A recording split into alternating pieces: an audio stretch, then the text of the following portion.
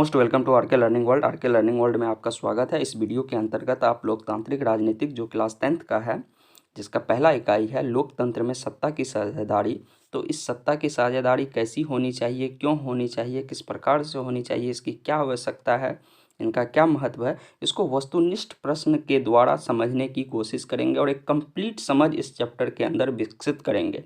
और आपकी बात करें तो यह वीडियो जो है सिर्फ और सिर्फ 10th के लिए इम्पोर्टेंट नहीं है। 10th के लिए तो जहाँ तक इम्पोर्टेंट है ही, लेकिन इसके अलावे जितने भी टाइप के कॉम्पिटिटिव एग्जामिनेशंस हैं उन सभी में ओके ये आपको बहुत ही इम्पोर्टेंट है। ओके तो चलिए स्टार्ट करते हैं। और क्लास 10th के लिए स्पेशली यह वीडियो काफ़ी महत्वपूर्ण होगा, क्योंकि इस वीडियो को जब आप पूरा कंप्लीट देख लेंगे तो इस चैप्टर से एक भी ऑब्जेक्टिव आपका नहीं छूटेगा, साथ ही साथ आपका सब्जेक्टिव में भी काफ़ी मदद होगा। ओके तो चलिए स्टार्ट करते हैं क्वेश्चन नंबर 1 से। तो चलिए देखते हैं फर्स्ट क्वेश्चन इसी तरह से। तो पहला क्वेश्चन है हमारा, कहता है कि भारतीय संविधान के किस अनुच्छेद में देश के सभी नागरिक को स्वतंत्रता का मूल अधिकार है। सबसे पहले तो ये जान लें कि स्वतंत्रता का मूल अधिकार एक प्रकार का मौलिक अधिकार है। आपसे क्वेश्चन इस तरह से भी पूछा जा सकता है कि स्वतंत्रता का अधिकार है, कौन सा अधिकार है, तो यह हर एक नागरिक का, हर एक भारतीय का मूल अधिकार है। इस चीज़ को भी पहले जान लेंगे। यह जो है स्वतंत्रता, यह क्या है, मूल अधिकार है, हर भारतीय का मूल अधिकार है। मूल अधिकार में कैसा, तो मौलिक अधिकार। मूल अधिकार में यह कैसा अधिकार है, तो यह एक प्रकार का मौलिक अधिकार है। ओके तो ये पहले हम समझ लिए कि ये हमारा मौलिक अधिकार है। तो मौलिक अधिकार में जो है किस अधिकार के अंतर्गत हर एक भारतीय को स्वतंत्रता का अधिकार प्राप्त है, क्वेश्चन ये कहता है।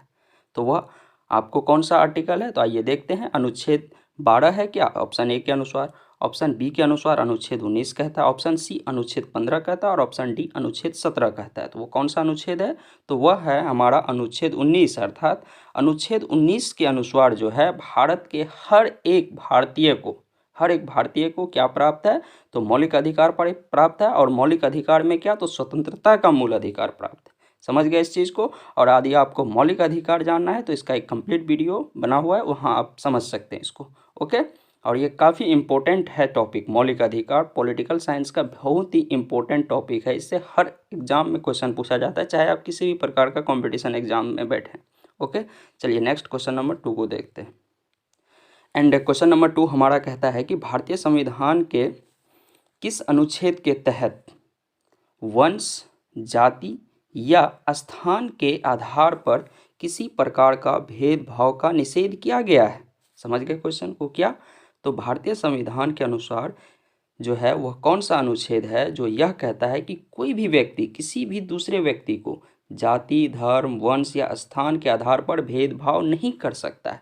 क्योंकि इस चैप्टर का नाम आपने क्या देखा, सत्ता की साझेदारी। सत्ता की साझेदारी क्यों इंपॉर्टेंट है, यही तो वो टर्म है कि यहाँ पे कोई भेदभाव नहीं कर सकता है, हर किसी के पास पावर है।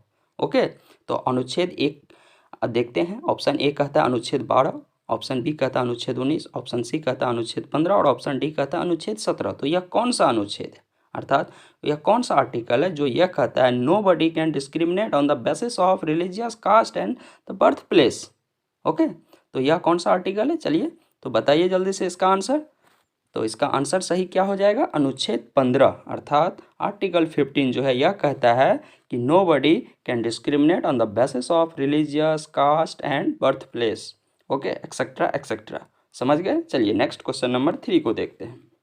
और क्वेश्चन नंबर 3 हमारा कहता है भारतीय संविधान में मौलिक अधिकार का वर्णन है, अर्थात कहाँ से कहाँ तक है, ये कह रहा है क्वेश्चन आपसे। ओके आपको यहाँ भी क्वेश्चन दूसरे मोड से पूछा जा सकता है, आपको ऑप्शन दे दिया जाएगा किस तरह से। तो पहले देख लेते हैं कि मौलिक अधिकार का वर्णन कहाँ से कहाँ तक के संविधान में, कहाँ से कहाँ तक के अनुच्छेद में, इस चीज़ को समझते हैं।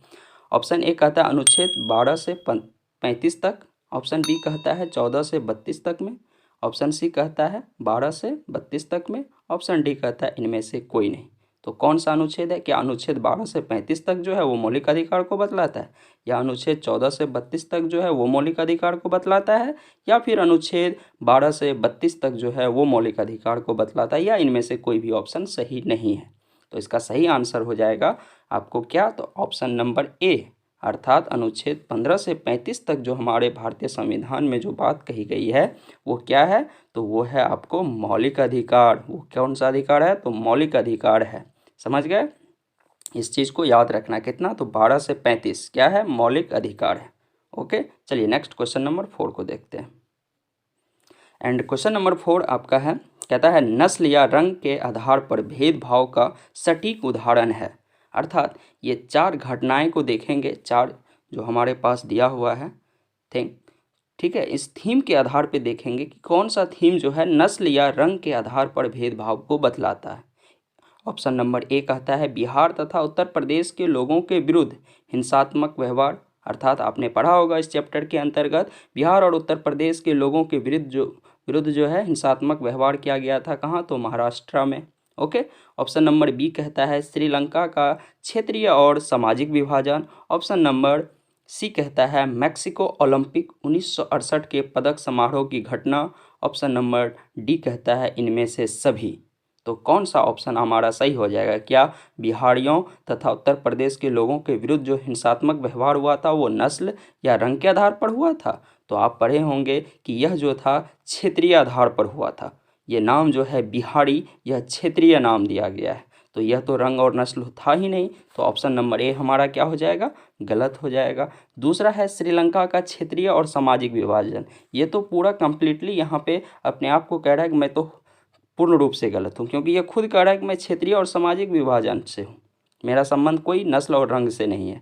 तो वहाँ पहले तुमको समझना पड़ेगा हर एक ऑप्शन को, कि ऑप्शन क्या कह रहा है और क्वेश्चन क्या कह रहा है। ऑप्शन नंबर सी को देखते हैं अब, और ऑप्शन नंबर डी ऑटोमेटिक गलत हो जाएगा, क्योंकि जब बी गलत हो रहा है तो डी भी हो जाएगा, क्योंकि ये सबका बात कर रहा है, तो ऑटोमेटिक हम काट दिए। ओके, अब हमारा सिर्फ और सिर्फ सी बच जाता है। तो ऐसी स्थिति में तो यही सही होगा, और बात भी सही है कि मैक्सिको ओलंपिक 1968 के पदक समारोह जो था वो नस्ल और रंग के आधार पर जो भेदभाव हो रहा था उस चीज़ को वहाँ पे उजागर किया गया था। ओके, तो ये हमारा सी है, बिल्कुल सही। क्लियर है, चलिए नेक्स्ट क्वेश्चन नंबर 5 की तरफ बढ़ते हैं। एंड क्वेश्चन नंबर 5 हमारा कहता है कि श्रीलंका का विभाजन किस रूप में दिखाई देता है। अभी जस्ट आपने देखा क्वेश्चन नंबर 4 में, आप रिमाइंड कीजिए उसको क्या था। ऑप्शन ए कहता है क्षेत्रीय विभाजन के रूप में, ऑप्शन बी कहता है भाषाई विभाजन के रूप में, ऑप्शन सी कहता है नस्ल तथा रंग के आधार पर, ऑप्शन डी कहता है ए और बी दोनों रूप में, अर्थात क्षेत्रीय विभाजन और भाषाई विभाजन। बिल्कुल सही है, श्रीलंका का जो विभाजन था वह आपको क्षेत्रीय विभाजन भी था और भाषाई विभाजन भी था। तो ये दोनों चीज़ को याद रखना है। श्रीलंका का जो विभाजन हुआ था वो क्षेत्रीय और भाषाई दोनों आधार पर किया गया था, अर्थात ऑप्शन ए भी सही है, ऑप्शन बी भी सही है। तो दो हम एक साथ टिक लगा नहीं सकते हैं, तो हमको तो एक लगाना हो, तो उसके लिए हमको जाना होगा ऑप्शन नंबर डी के पास, जो कि बिल्कुल सही है। ऑप्शन नंबर डी इसका करेक्ट आंसर है। क्लियर है, चलिए नेक्स्ट क्वेश्चन नंबर 6 को देखते हैं। एंड क्वेश्चन नंबर 6 हमारा कहता है कि बेल्जियम में देश का कितना प्रतिशत हिस्सा फ्लेमिश इलाके में रहते हैं और उनकी बोली है। अर्थात बेल्जियम में जो है देश का कितना प्रतिशत हिस्सा फ्लेमिश इलाके में रहते हैं और उनकी बोली क्या है, वो कौन सी भाषा बोलते हैं। तो दो क्वेश्चन इसमें है, आपको दो चीज़ समझना पड़ेगा। ओके, तो ऑप्शन नंबर ए कहता है पहले 40% लोग रहते हैं और डच बोलते हैं। ऑप्शन नंबर बी कहता है 59% लोग रहते हैं और डच बोलते हैं। सी कहता है 59% लोग रहते हैं और फ्रेंच बोलते हैं। और डी कहता है 20% लोग रहते हैं और डच बोलते हैं। तो इसका सही आंसर क्या हो जाएगा, तो इसका सही हो जाएगा कि बेल्जियम में जो है देश का 59% लोग रहते थे। ये बात बिल्कुल सही है। और वो लोग क्या बोलते थे, तो वो डच भाषी थे। वो क्या बोलते थे, तो डच बोलते थे। तो अर्थात ऑप्शन नंबर बी हमारा सही है। क्लियर है, तो इस चीज़ को समझना है। क्वेश्चन नंबर 7 सबसे इजी क्वेश्चन है। आपको कहता है कि बेल्जियम की राजधानी है, कहाँ है। ए नंबर है आपको फ्लेमिश, बी नंबर है बेलोनिया, सी नंबर है ब्रुसेल्स और डी नंबर है मैक्सिको। तो आप सब जानते हैं इसका सही आंसर क्या हो जाएगा, तो ब्रुसेल्स हो जाएगा। बेल्जियम की राजधानी ब्रुसेल्स है, अर्थात ऑप्शन नंबर सी हमारा सही है। चलिए नेक्स्ट क्वेश्चन नंबर 8 की तरफ अब बढ़ते हैं। एंड क्वेश्चन नंबर 8 हमारा कहता है बेल्जियम की राजधानी ब्रुसेल्स में कितने प्रतिशत लोग फ्रेंच बोलते हैं। सबसे पहले तो ये समझना है कि वहाँ के जो भाषा थे आपको फ्रेंच भाषी लोग कितने थे, इस चीज़ को समझ लेते हैं। ऑप्शन ए है 59%, ऑप्शन नंबर बी है 40%, ऑप्शन नंबर सी है 20%, ऑप्शन डी है 80%। तो कितने प्रतिशत लोग जो थे आपको फ्रेंच भाषी थे, कहाँ पे? तो बेल्जियम की जो राजधानी थी ब्रुसेल्स में। ओके, तो उसका सही आंसर हमारा क्या हो जाएगा? तो 80% जो थे आपको फ्रेंच भाषी थे। आपसे क्वेश्चन दूसरे तरह से भी पूछ सकता है, किसकी बहुलता थी आपको, ठीक है? तो वो कौन थे? तो फ्रेंच भाषी की बहुलता थी ब्रुसेल्स में। ओके, चलिए नेक्स्ट क्वेश्चन नंबर 9 को अब देखते हैं। क्वेश्चन नंबर 9 हमारा कहता है कि 1961 में मुंबई में मराठियों की संख्या 34% थी। ओके, जो 2001 में बढ़कर हो गई, कितना हो गई? ऑप्शन ए है 57%, ऑप्शन बी है 58%, ऑप्शन सी है 59% और ऑप्शन डी है 60%। तो यह कितना प्रतिशत बढ़ के हो गया 34 से? तो यह हो गया था 57 अर्थात 57। ऑप्शन नंबर ए हमारा बिल्कुल सही है। देखिए वीडियो थोड़ा लेंथी है, लेकिन आपको एक कंप्लीट अंडरस्टैंडिंग अपने अंदर डेवलप करने के लिए हर एक क्वेश्चन को बारीकी से समझना पड़ेगा, नहीं तो फिर कोई फ़ायदा नहीं है आपको देखने से। जब तक आप कंप्लीटली नहीं अंडरस्टैंडिंग डेवलप करेंगे, पूर्ण रूप से नहीं समझेंगे, तो फिर बेकार जाता है आपकी पढ़ाई। ओके, तो चलिए आप इस चीज़ का ख्याल रखेंगे। क्वेश्चन नंबर 10 देखते हैं।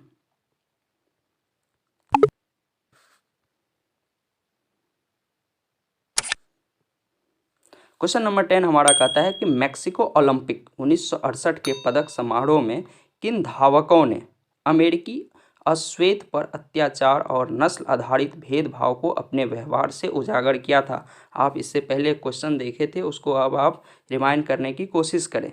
वहाँ हमने एक एग्जाम्पल लिया था, तो उसका सही आंसर हुआ था मैक्सिको ओलंपिक 1968 के पदक समारोह। एक उदाहरण था, सटीक उदाहरण, क्या चीज़ का? तो रंग और नस्ल के आधार पर जो भेदभाव था। समझ में आ गया वो क्वेश्चन? तो वही क्वेश्चन है, आपको यहाँ पे थोड़ा सा दूसरे ढंग से पूछ लिया है कि कौन वो व्यक्ति थे जो इस चीज़ को उजागर किए थे। ओके, चलिए मैं एक बार फिर से क्वेश्चन पढ़ देता हूँ। क्वेश्चन आपका ये कहता है कि मैक्सिको ओलंपिक 1968 के पदक समारोह में किन धावकों ने अमेरिकी अश्वेत पर अत्याचार और नस्ल आधारित भेदभाव को अपने व्यवहार से उजागर किया था? ऑप्शन नंबर ए कहता है क्या वो टॉमी स्मिथ साहब थे, ऑप्शन नंबर बी कहता है जॉन कार्लोस थे, ऑप्शन सी कहता है पीटर नॉर्मन थे, ऑप्शन डी कहता है ए और बी दोनों। तो वो जो थे आपको कौन थे? तो वो आपको टॉमी स्मिथ और जॉन कार्लोस, ये दोनों थे। तो अर्थात हमारा ऑप्शन नंबर डी जो है वो सही हो जाएगा, ए और बी दोनों वो व्यक्ति थे। कौन कौन नाम याद रखना, ये हर बार पूछा गया, ये काफ़ी भी आई है, बहुत ही इंपॉर्टेंट क्वेश्चन है, टॉमी स्मिथ और जॉन कार्लोस का। ओके, चलिए नेक्स्ट क्वेश्चन नंबर 11 को देखते हैं। क्वेश्चन नंबर 11 हमारा कहता है कि पीटर नॉर्मन कहाँ का धावक थे? अर्थात पीटर नॉर्मन जो थे ये भी बाद में सपोर्ट किए थे, लेकिन यह क्या अश्वेत में नहीं आते थे, यह श्वेत थे, अर्थात गोरा जिसको कहते हैं, ये काला नहीं थे। ओके, तो रंग मतलब गोरा और काला जो रंग आधारित होता है, आज भी देखता है जब कुछ आदमी ऐसे भी होते हैं, आप देखे होंगे अपने ही समाज में, कहता है वो काला है, तो यह एक भेदभाव है, यह शब्द हमें यूज नहीं करनी चाहिए। तो पीटर नॉर्मन गोरा थे, लेकिन यह जो है इसके खिलाफ थे कि ऐसा नहीं होना चाहिए था। ओके, तो ये कहाँ के धावक थे? अमेरिका के, बेल्जियम के, ऑस्ट्रेलिया के या श्रीलंका के? तो पीटर नॉर्मन जो थे ये आपको ऑस्ट्रेलियाई धावक थे। तो ये कहाँ से थे? तो ऑस्ट्रेलिया से थे और ऑस्ट्रेलियाई थे। तो option number C. Question number 12 हमसे कहता है कि हिंसक आंदोलन को बंद करने के लिए ब्रिटेन की सरकार और नेशनलिस्ट के बीच शांति समझौता हुआ था। ओके, तो यह जो है शांति समझौता हुआ था, अर्थात यहाँ पे आपसे पूछ रहा है ईस्वी, किस ईस्वी को हुआ था? ब्रिटेन की सरकार और वहाँ के जो नेशनलिस्ट था उसके बीच में एक समझौता। ऑप्शन ए कहता है 1996 ईस्वी में, ऑप्शन बी कहता है 1997 में, ऑप्शन सी कहता है 1998 में, ऑप्शन डी कहता है 1999 में। तो यह समझौता कब हुआ था? तो यह समझौता जो था आपको 1998 ईस्वी में हुआ था, इस चीज़ को याद रखना है। अब आपसे यह क्वेश्चन को दूसरे तरफ से ट्विस्ट डाल के कैसे पूछा जा सकता है वो आप जान लीजिए, चाहे तो आप इसे नोट डाउन भी कर लें। तो आपको पूछा जा सकता है कि 1998 में हिंसक आंदोलन को बंद करने के लिए ब्रिटेन की सरकार और किन के बीच शांति समझौता हुआ था? तो नेशनलिस्ट के बीच हुआ था, ये चीज़ याद रखना। दूसरा आपसे पूछा जा सकता है कि किस आंदोलन को बंद करने के लिए ब्रिटेन सरकार और नेशनलिस्ट के बीच शांति समझौता हुआ था? तो वो हो जाएगा हिंसक आंदोलन को बंद करने के लिए। ओके, तो इस तरह से एक ही क्वेश्चन को कई बार पूछा जाता है एग्जाम में। क्वेश्चन कहीं बाहर से नहीं आता है, वही बुक है, वही टॉपिक है, तो कहाँ से क्वेश्चन आएगा? बस हम रट लेते हैं कुछ क्वेश्चन को, हमें रटना नहीं है बल्कि समझना पड़ेगा। ओके, तो चलिए, आई थिंक अब आप इस चीज़ को समझ गए होंगे। अब देखते हैं नेक्स्ट क्वेश्चन की तरफ। और क्वेश्चन नंबर 13 हमारा नेक्स्ट जो है वो कहता है, हिंदुओं में वर्ण व्यवस्था का व्यवस्थित रूप है। अर्थात यहाँ पे समझेंगे कि वर्ण व्यवस्था जो थी उसकी व्यवस्थित रूप आपसे पूछ रहा है। क्वेश्चन को समझिए, व्यवस्थित रूप मतलब ऊपर से नीचे कौन हायर पोस्ट पे थे, उसके बाद कौन आते थे, उसके बाद कौन, और उसके सबसे नीचे कौन होते थे। इस चीज़ को समझना, एक सीक्वेंस में हमें लगाना है इसको। तो ऑप्शन नंबर ए आता है वो आपको क्षत्रिय थे पहले, फिर क्षत्रिय ऊपर आते थे, फिर ब्राह्मण, वैश्य, शूद्र। क्या यह व्यवस्थित रूप था वर्ण व्यवस्था का? ऑप्शन बी कहता है शूद्र, वैश्य, ब्राह्मण, क्षत्रिय। ऑप्शन सी कहता है वैश्य, शूद्र, क्षत्रिय, ब्राह्मण। ऑप्शन डी कहता है ब्राह्मण, क्षत्रिय, वैश्य, शूद्र। तो इसका सही क्या हो जाएगा? तो इसका सही हो जाएगा आपको ऑप्शन नंबर डी। अर्थात सबसे पहले 1 नंबर में जो आते थे वो थे आपको ब्राह्मण, 2 नंबर जो स्थान था वो था क्षत्रिय का, और तीसरा नंबर वैश्य का, और चौथा नंबर शूद्र का। सबसे नीचे आते थे शूद्र। ओके, तो इस चीज़ को समझ गए। और जो है अब आपसे पूछा जाएगा कि वर्ण व्यवस्था के व्यवस्थित रूप के अनुसार ब्राह्मण का कार्य था। ब्राह्मण का क्या कार्य था? तो टीचिंग का कार्य था इनका। और क्षत्रिय का काम क्या था? क्षेत्र की रक्षा करना। जो कि राजा होते थे वो क्षत्रिय कहलाते थे। ओके, और वैश्य का काम क्या था? खेती बाड़ी करना। इनके लिए, क्षत्रिय और ब्राह्मण के लिए भोजन उपलब्ध करवाना। ओके, व्यवसाय करना, ये सब वैश्य के अंतर्गत आते थे। और शूद्र का क्या कार्य था? कि इनकी देखभाल करना, साफ सफाई करना, और इसको जो है समाज से बिल्कुल बाहर एक कोने में कहीं व्यवस्थित करके रखा जाता था। ओके, तो यह था इसका। यह भी आपसे लिखने के लिए आता है सब्जेक्टिव में। जब आप इसको यहाँ समझ लेंगे तो अब आप 100% सब्जेक्टिव भी कर लेंगे। क्लियर है? चलिए नेक्स्ट क्वेश्चन नंबर 14 देखते हैं।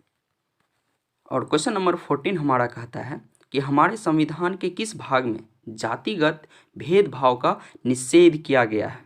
यहाँ पे आपसे भाग पूछ रहा है। जब आप जो है मौलिक अधिकार देख लिए कि हमारा जो है 12 से लेकर के 35 तक था, तो 12 से 35 तक जो है मौलिक अधिकार का जो वर्णन है वो किस भाग के अंतर्गत आता है? अब इस चीज़ को भी यहाँ समझना है।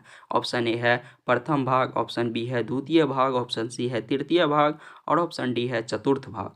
वह कौन सा भाग है? तो वह जो है मौलिक अधिकार का जो वर्णन है भारतीय संविधान में वह तृतीय भाग में है। तो जातिगत भेदभाव भी निषेध किया गया है मौलिक अधिकार में, तो वो कौन सा हो जाएगा? तृतीय भाग। देखिए क्वेश्चन को किस तरह से पूछा गया। यहाँ पूछ रहा है कि हमारे संविधान के किस भाग में जातिगत भेदभाव का निषेध किया गया है। ओके, एंड फिर आपको जो है इसी क्वेश्चन में क्या पूछ दिया जाता है कि आपको हमारे संविधान के किस भाग में जो है मौलिक अधिकार का वर्णन है। क्वेश्चन अलग हो गया, आंसर वही रहेगा। आंसर क्या रहेगा? तो तृतीय भाग रहेगा। अर्थात ऑप्शन नंबर सी हमारा सही है। चलिए नेक्स्ट क्वेश्चन नंबर 15 को देखते हैं अब।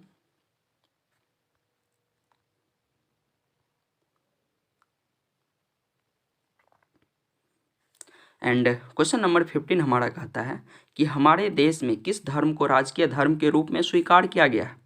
सुन के थोड़ा आश्चर्य लगेगा, लेकिन क्वेश्चन को समझिए कि कहता है कि हमारे देश में किस धर्म को राजकीय धर्म के रूप में स्वीकार किया गया है। ऑप्शन ए है सनातन धर्म को। इस जगह दूसरा वर्ड भी यूज किया जा सकता है हिंदू धर्म को, तो आपको घबराना नहीं है। सनातन धर्म या हिंदू धर्म कह सकते हैं, एक ही है। उसके बाद जो है इस्लाम धर्म को, इस्लाम की जगह हो सकता है, इस्लाम एक करेक्ट वर्ड है जैसे कि सनातन है, तो इस्लाम की जगह वो मुस्लिम यूज कर सकते हैं बोर्ड वाले। ओके, तो आपको जो है समझना पड़ेगा। उसके बाद जो है बौद्ध धर्म को। ऑप्शन नंबर डी कहता है किसी भी धर्म को नहीं। जी हाँ, बिल्कुल सही। हमारा संविधान यह कहता है कि भारत में किसी भी धर्म को राजकीय धर्म के रूप में नहीं स्वीकारा जा सकता है। तो अर्थात ऑप्शन नंबर डी हमारा बिल्कुल सही है। क्या सिर्फ ये भारत में ऐसा है? तो भारत के अलावे अन्य देशों में भी है, लेकिन कुछ ऐसे देश है जहाँ पे राजकीय धर्म भी है। तो वो कौन कौन देश है? हो सकता है आपसे इस तरह से भी क्वेश्चन पूछ ले कि कौन देश है जहाँ पे जो है राजकीय धर्म के रूप में किस धर्म को स्वीकारा है। तो आइए उस चीज़ को भी देख लेते हैं हम लोग। ओके, तो सबसे पहले यहाँ देखिए क्या लिखा हुआ है कि कहता है कि हमारे देश में किसी भी धर्म को राजकीय धर्म के रूप में स्वीकार नहीं किया गया है, जबकि श्रीलंका में बौद्ध धर्म, अर्थात श्रीलंका में बौद्ध धर्म क्या है? राजकीय धर्म है। कौन सा? तो राजकीय धर्म है, इस चीज़ को याद रखना है। श्रीलंका में बौद्ध धर्म, श्रीलंका में कौन सा धर्म राजकीय धर्म है? तो बौद्ध धर्म, इसको याद रखना है। नेक्स्ट चलते हैं और कहाँ क्या है। नेक्स्ट कहता है कि पाकिस्तान में इस्लाम, श्रीलंका में बौद्ध, देखे पाकिस्तान में इस्लाम और इंग्लैंड में ईसाई, इस चीज़ को याद रखना है। ओके, पाकिस्तान में इस्लाम धर्म को कौन सा धर्म? तो राष्ट्रीय धर्म या राजकीय धर्म, इंग्लैंड में ईसाई धर्म को राजकीय धर्म या राष्ट्रीय धर्म, और श्रीलंका में बौद्ध धर्म को राजकीय धर्म या राष्ट्रीय धर्म का दर्जा दिया गया है। इसके विपरीत भारत का संविधान किसी भी धर्म को विशेष अधिकार नहीं देता है। ऑप्शन नंबर डी के जगह आपको यह भी रहेगा कि भारतीय संविधान किसी भी धर्म को विशेष अधिकार नहीं देता है। ओके, चलिए नेक्स्ट क्वेश्चन नंबर 16 को देखते हैं।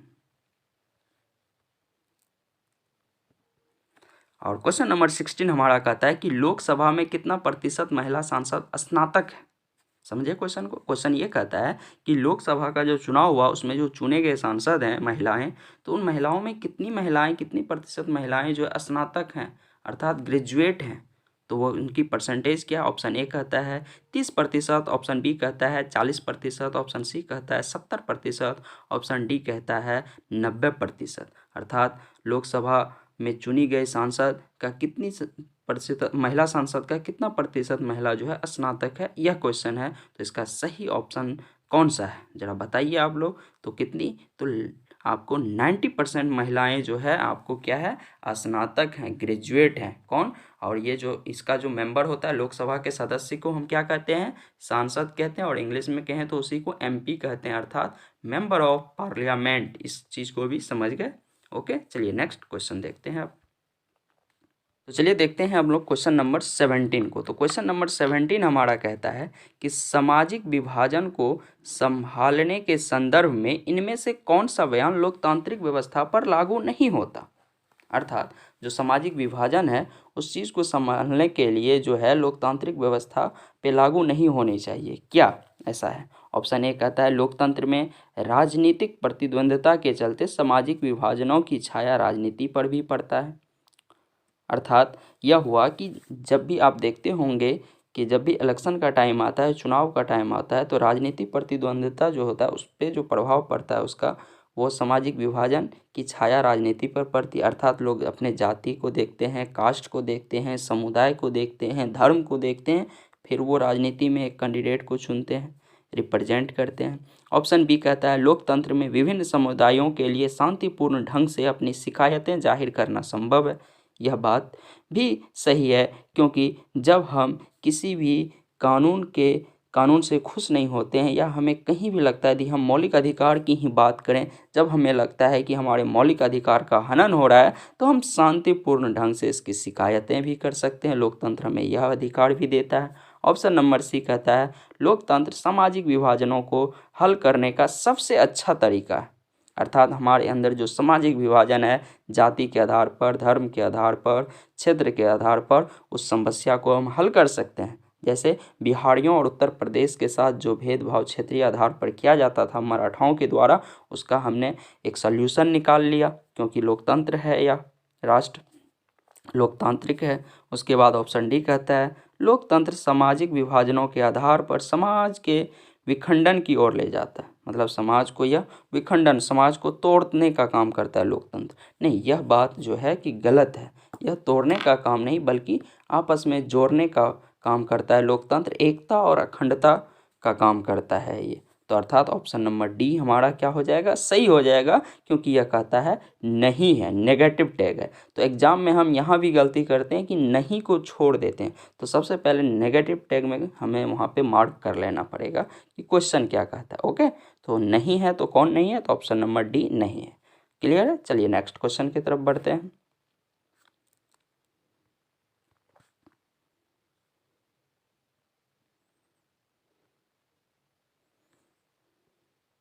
क्वेश्चन नंबर 8 थोड़ा लेंथी है। ओके, ये एक स्टेटमेंट में है, इस चीज़ को समझिए। और इस तरह का क्वेश्चन काफ़ी कॉम्प्लेक्स होता है। कहता है कि निम्नलिखित 3 बयानों पर विचार करें। चलिए विचार करना स्टार्ट करते हैं अब हम लोग। विचार नंबर 1, ऑप्शन नहीं है ये, विचार है। विचार नंबर क जो है वो कहता है, जहाँ सामाजिक अंतर एक दूसरे से टकराते हैं वहाँ सामाजिक विभाजन होता है। बिल्कुल सही बात है, जहाँ सामाजिक अंतर एक दूसरे से टकराते हैं वहाँ सामाजिक विभाजन हो जाता है। जैसे कि बिहारी की बात करें तो जब बिहारी और मराठा के बीच में क्या हुआ, सामाजिक अंतर था, दोनों एक दूसरे से टकराया और सामाजिक विभाजन कर दिया, नाम पर दिया ये बिहारी है, यह मराठी है। जबकि हम सब की पहचान पहली यह है कि हम भारतीय हैं, बिहारी बाद में, पहले हम क्या हैं तो भारतीय हैं। ये भारतीय शब्द कहीं ना कहीं हम सबको जोड़ने का काम करता है। और एक आदमी की एक नहीं कई पहचान होती है। चलिए ऑप्शन नंबर ख को देखते हैं। ख नंबर कहता है आपको बयान कि यह संभव है कि एक व्यक्ति की कई पहचान हो। बिल्कुल सही बात है, एक व्यक्ति की कई पहचान होती है। जैसे आप किसी के पुत्र होंगे, किसी के भाई होंगे, किसी के पिता होंगे, किसी के छात्र होंगे, तो कई पहचान है आपकी। उसके बाद कहता है सिर्फ भारत जैसे बड़े देशों में ही सामाजिक विभाजन होता है। ये किसने कह दिया भाई कि भारत जैसे देशों में? हमने पढ़ा था बेल्जियम की कहानी, श्रीलंका की कहानी, ऑस्ट्रेलिया की कहानी, हर जगह सामाजिक विभाजन है कहीं ना कहीं, सिर्फ भारत जैसे नहीं है। ओके, देशों में, छोटे छोटे देशों में भी होता है। तो चलिए अब चलते हैं बयान की तरफ। कहता है इन बयानों में से कौन से बयान सही है। यहाँ पे कह रहा है सही है, यहाँ यदि पूछ देता सही नहीं है तो और कुछ हो जाता, लेकिन कह रहा है सही है, तो कौन सा है? चलिए आगे बढ़ते हैं। तो हमारा क नंबर भी सही था जबकि ग नंबर सही नहीं था, अर्थात क और ख जिस ऑप्शन में मिलेगा वो ऑप्शन हमारा क्या हो जाएगा? सही हो जाएगा। तो अब मैं इसे थोड़ा सा जो है शॉर्ट करके आपको कंप्लीट क्वेश्चन दिखाता हूँ। ओके,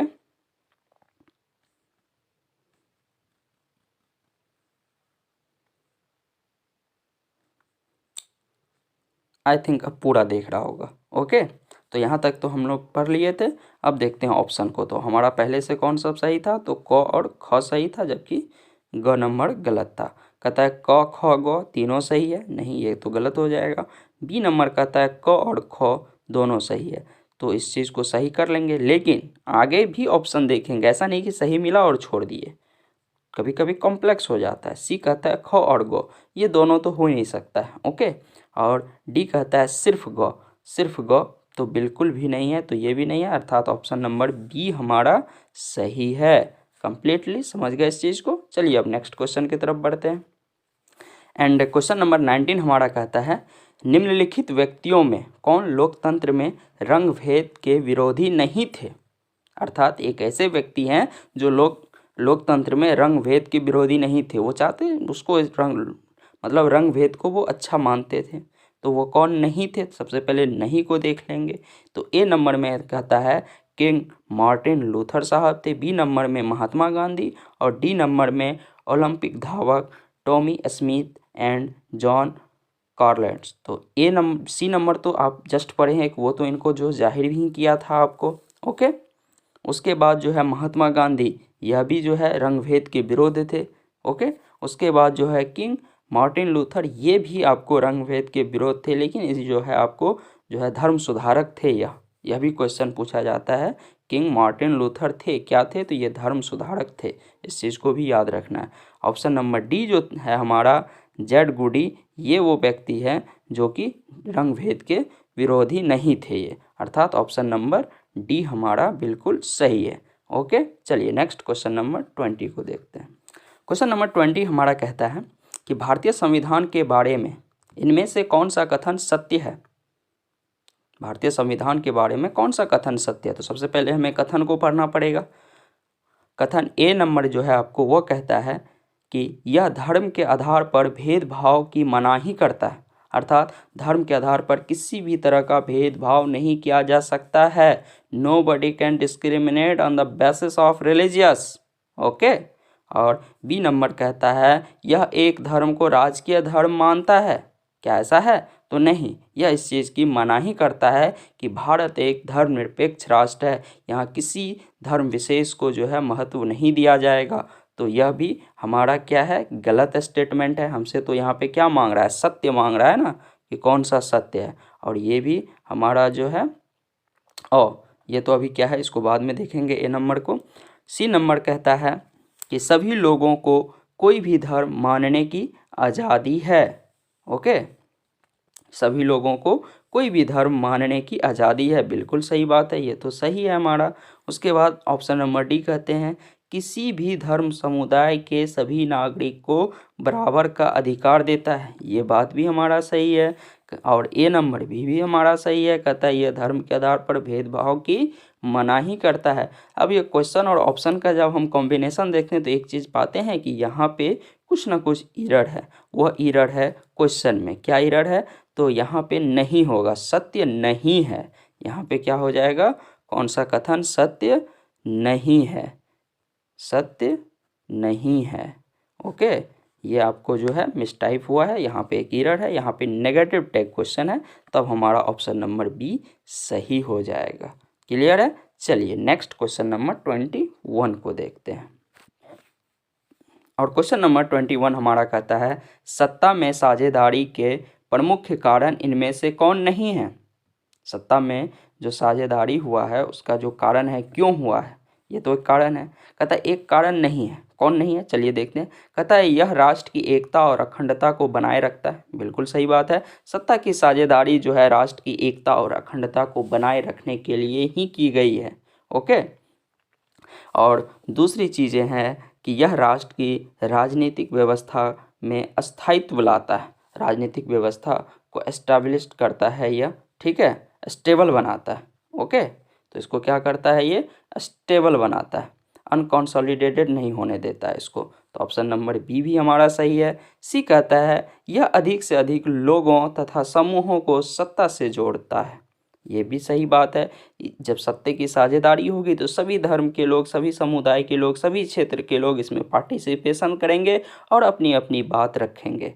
ऑप्शन नंबर डी कहता है सरकार का निर्धारित कार्यकाल पूरा करने के लिए इसकी आवश्यकता है। यह कोई ज़रूरी नहीं है कि सरकार का निर्धारित कार्यकाल जो है उस चीज़ को पूरा करने के लिए हम सत्ता की साझेदारी करें, अर्थात ऑप्शन नंबर डी हमारा सही है। इसलिए कि क्वेश्चन हमारा नेगेटिव टैग है, नहीं पूछ रहा है, क्या पूछ रहा है, नहीं पूछ रहा है।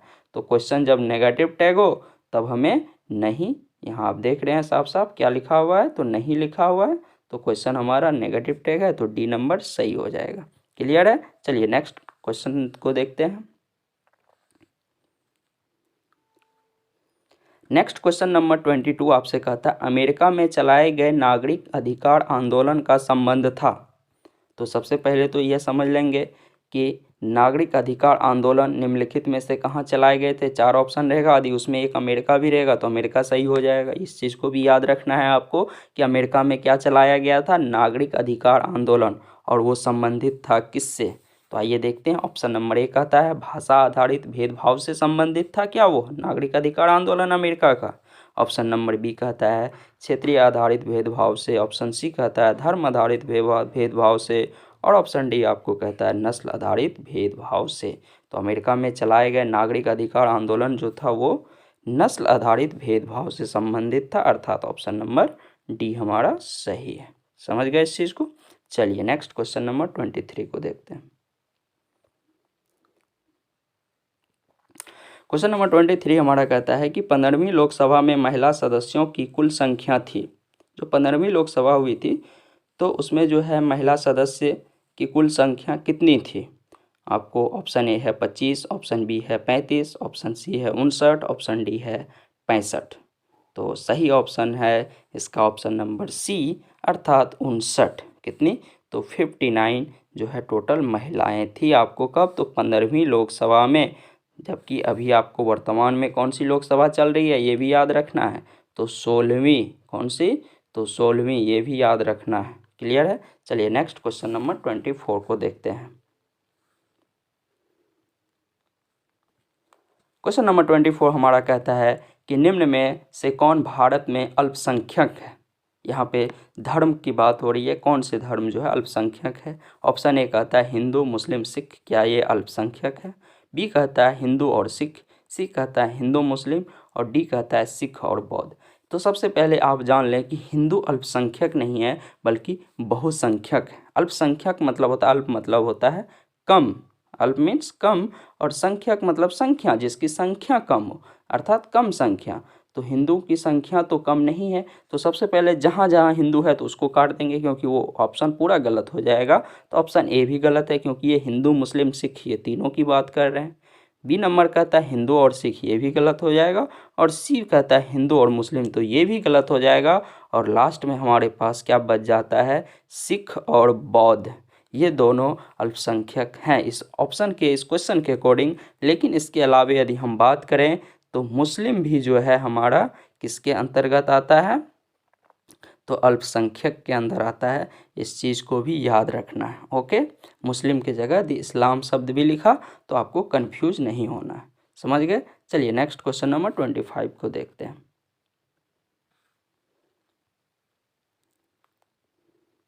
क्वेश्चन नंबर 25 हमारा कहता है कि श्रीलंका में तमिल मुख्य रूप से रहते हैं, अर्थात श्रीलंका में जो तमिल है वो मुख्य रूप से रहते हैं। कहाँ रहते हैं? ए है उत्तर पूर्व प्रांतों में, बी है पश्चिम दक्षिण प्रांतों में, सी कहता है पश्चिम उत्तर प्रांतों में, और डी कहता है दक्षिण पूर्वी प्रांतों में। तो तमिल जो है श्रीलंका के किन प्रांतों में रहते हैं? तो ये रहते हैं आपको उत्तर पूर्व प्रांतों में। ये याद रखना है कि उत्तर पूर्व प्रांतों में कौन रहते हैं, तो तमिल, अर्थात ऑप्शन नंबर ए हमारा बिल्कुल सही है। यदि आप यहाँ तक आए हैं और इस वीडियो को कम्प्लीटली देखें और आपको अच्छा पसंद आया है तो कृपया इसे सब्सक्राइब कर लें और शेयर भी दूसरे के साथ करें। ओके, और चलिए नेक्स्ट क्वेश्चन नंबर 26 अब देखते हैं। क्वेश्चन नंबर 26 आपसे कहता है कि काले दस्ताने और बंधी हुई मुट्ठियाँ प्रतीक थी। काले दस्ताने और बंधी हुई मुट्ठियाँ जो है यह किस चीज़ की प्रतीक थी, यह हमारा क्वेश्चन है। ऑप्शन ए कहता है अश्वेत शक्ति का, ऑप्शन बी कहता है आपको नीले लोगों की शक्ति का, ऑप्शन सी कहता है श्वेत शक्ति का, ऑप्शन डी कहता है ईसाई समुदाय की। तो यह जो थी आपको, यह किसकी थी, तो यह था आपको अश्वेत शक्ति का, अर्थात ऑप्शन नंबर ए जो है हमारा वह बिल्कुल सही है। ऑप्शन नंबर ए अश्वेत शक्ति का एक प्रतीक था, किस चीज़ का, तो काले दस्ताने और बंधी हुई मुट्ठियाँ। जैसे काला दस्त, काला मतलब हो गया अश्वेत, काला, काला का जो है अपोजिट यदि हम देखें विलोम शब्द भी तो क्या हो जाता है अश्वेत। जैसे श्वेत का अश्वेत, काला सफ़ेद, तो अश्वेत सफ़ेद को कहते हैं। इस तरह से भी हम समझ सकते हैं। और कम्प्लीटली यहाँ पे हमने 26 क्वेश्चन का जो है एक सेट देखे इस चैप्टर के अंतर्गत, और इतना देखने के बाद आई थिंक आपसे एक भी क्वेश्चन अब मिस नहीं होने वाला है। क्लियर है? और यहाँ तक यदि आप देखे हैं तो आपको बहुत बहुत धन्यवाद। And once again thank you for watching this video and subscribe, share and like.